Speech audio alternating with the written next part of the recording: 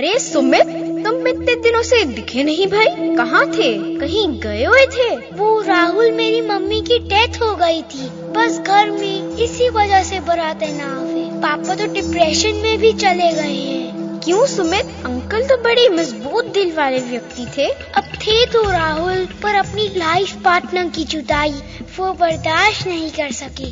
अब तो चुपचाप अकेले बैठे रहते हैं बेचारे। मुझसे देखी नहीं जाती पापा की हालत। अच्छा ये बात है सुमित, फिर तो भाई मैं जरूर आऊँगा मिलने अंकल से। क्या पता कोई असर पड़ ही जाए, मैं उनसे बात भी करूँगा। राहुल, तुम कैसे असरदार साबित होगे? वैसे मम्मी की डेथ का बड़ा असर पड़ा है पिताजी की हेल्थ पर। अरे सुमित, मैं एज अ काउंसलर काम कर रहा हूँ भाई।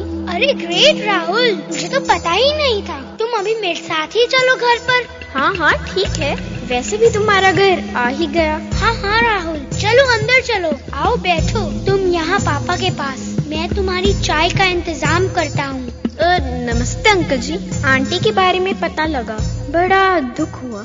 हाँ राहुल बेटा, अब होने को कौन टाल सकता है, पर अब सच पूछो तो जीने की तमन्ना ही खत्म हो गई। हाय राम, मेरी जिंदगी कैसे कटेगी तुम्हारी आंटी के बगैर। अरे अंकल, ऐसा क्यों कहते हो? राहुल बेटा, जीवन के इतने साल इकट्ठा रहे, इतने सालों का साथ था भाई, पर मैं यूं ही छूट गया। दिमाग में अजीब सी घुटन है, सब कुछ मीनिंगलेस लगता है।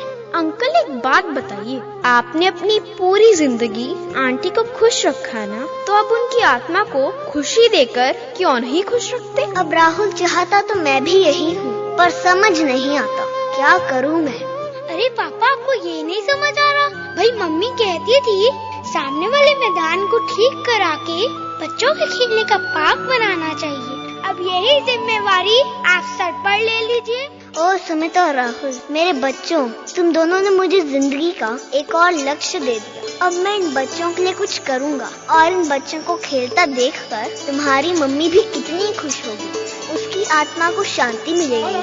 पापा, लगता है आपको बात समझ आ गई। और हाँ, आपकी बातों से लग रहा है आपका डिप्रेशन छूमंतर हो गया है। क्यों सुमित, मेरे आने का फायदा हुआ ना?